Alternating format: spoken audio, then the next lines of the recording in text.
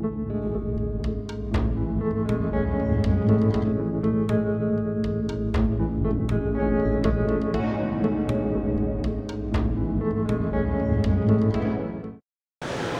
everyone, I'm here with Andrew from Zeitgeiser Games, and we're going to talk about their newly released game, Conquest Tactics.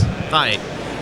So Conquest Tactics is a strategy card game played on a battlefield grid board. You move troops around and you spend tactical points to move and attack and to deploy new troops. You have victory conditions that you're trying to achieve. You have 4 that you have selected and have put in your deck. You have to achieve 3 of them to actually win. They can be different from your opponent, so you're going to be pursuing different things. It could be to destroy a base or invade another side of the field. So it gives you a lot of options for how you'd like to win. I can go ahead and set up for you. So one of the things that makes our game different from a lot of card games is you don't draw a random starting hand. You actually choose 20 points worth of troops to start out with. So just for example, You're free to choose any. They just need to be in that point value. Level 0 or level 1. So we have up to level 3 troops right now, but they have to be level 0, level 1 to start with. Another feature we have is that you can level troops up, so that's a great way to cheaply get stronger guys out on the field. So you just select, it's going to do a random assortment here. You're also going to pull out, in the beginning of the game, your 3 trophies, which are the white rim cards. That's what you need to win the game. And your 4 victory conditions, which are your objectives for the game, as well as your base, which is kind of the centerpiece of your deck. It gives you a limit on how you can deck build. This one says you can only have Malice troops. But it also gives you a distinct bonus that usually complements the strength of that particular faction that you're going to use. So this is the initial setup for that. Let me run through quick and get a human setup going.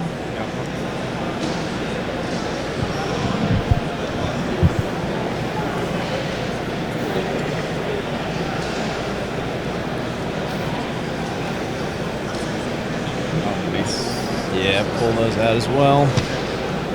So those can go over there. Base can go anywhere. You deploy in your first 2 rows. It's called your deployment zone. So you're going to have different victory conditions there as well.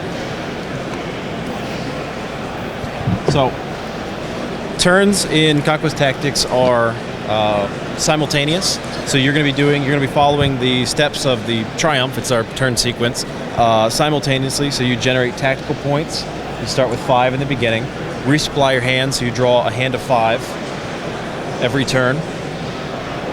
Initiative is this little piece here. That goes back and forth each turn and is kind of a tiebreaker for who gets to go first. So I will take that first. Up the field is a free movement phase. You can just get troops closer and start engaging in battle. So if we have all these guys lined up.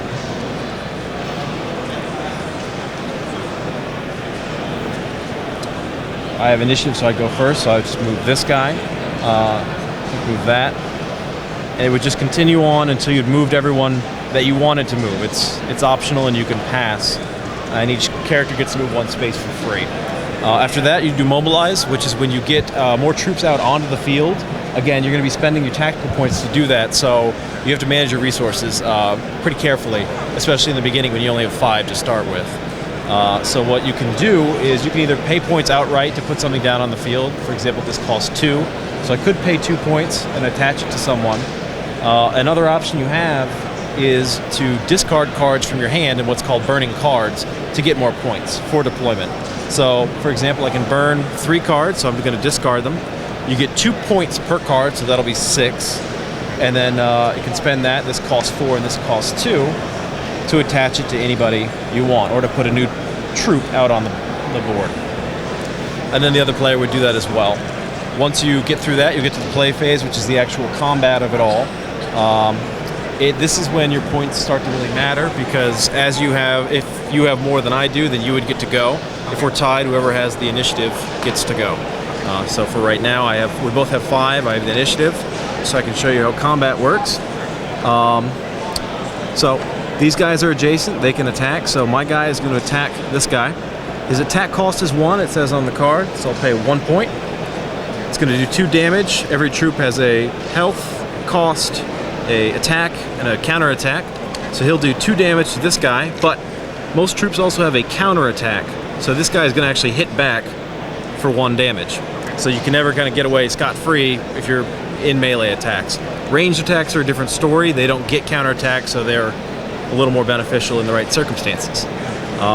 So I spent 1 point to do that. Now you'd be able to go and do your moves, and it goes back and forth for whoever has more points at the moment until we both get down to 0. At which point we would flip over our spells and skills so that we could use them again next turn, and then start the turn phase over, generating 7 points instead of 5. It goes up by every 2 points every turn, so that you have a escalating sense of battle.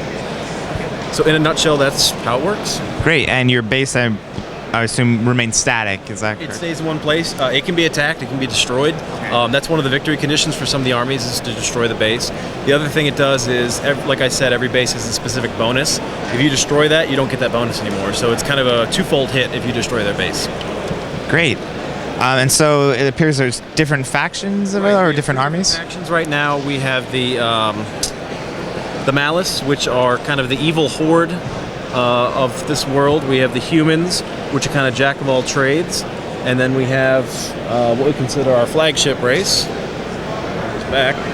The Kabora, which are the giant rhino people. They're stronger, they're more expensive, a little slower to upgrade, but they can get quite powerful.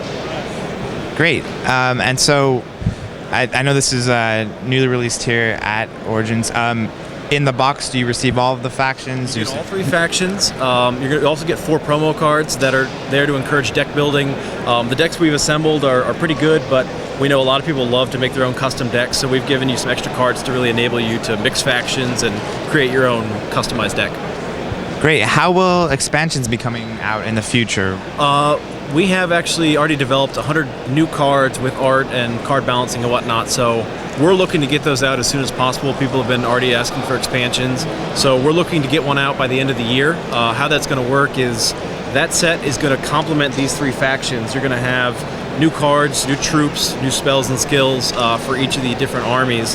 And then next year we're going to release a new set similar to this one that's going to have 2 new factions as well as new cards for all the old factions. So about every year we're going to try and release about 2 new factions. Great. And it's not a blind purchase, you're purchasing? It's not. Everything in this box is everything that exists in the game right now. It's fixed, you know exactly what you're getting, and it's always going to be that way. All expansions are going to be every copy of the card you need to play the game. Awesome. So we recently talked about on the iOS Board Games blog that Conquest Tactics actually has been announced for an iOS version as well. Can you tell us a little bit about that? Sure. So we did a Kickstarter campaign early this year to raise money for some new boxes to really give it that finishing touch. And through that we met Corey Hammer of Hammer Technologies, who's done some previous iOS games. He has an unofficial version of Dominion that is actually quite good right now. And he's going to be working with us to develop a new version of this for the iOS. We've already seen kind of the very early alpha version, and it's really good. It beats all our expectations. It's very smooth, the animation looks great, and it's a really quick way to pick up the game and learn it pretty intuitively. Great, and will it feature these initial 3 armies? Right, so we're going to have a light version that's going to be, it's going to have a simple 1-player version that you can play with any of the 3 pre-constructed decks. The full version we're going to release right about the same time is going to have that, as well as the ability to mix all the cards and make custom decks, and then also play, of course, multiplayer in various modes. Great. Will online be one of those included modes? I don't know if we're going to have online. We're going to have asynchronous, and then we're going to have... I don't know. I don't remember the specifics of all the different multiplayer modes, but most of what you would expect from most iOS games, we're going to have those modes available. Great. Any thoughts on release dates or projection window? We're sticking to the fall right now. This is our first foray into an iOS development, so we want to be conservative, and we don't want to disappoint by having it be pushed further and further back. So fall is really the best we can commit to at the moment. Great. And are you guys working on other products outside of Conquest Tactics, or is the focus mainly there right now? Right now, we really want to get this off the ground, get this running. This is kind of our baby. It's the first one our studio has produced, so we're really excited to get this out there. We have, we're game designers. We have tons of ideas in various stages of prototypes, and there's some that we're really excited about. We're just got to get this off the ground first, but after that, after we get some expansions out, we have plenty of ideas for games we'd like to release. Okay, great. Thank you. It looks really great, and we look forward to both this this version widely released and on iOS as well. Great. So thank you very much. Thanks for your time.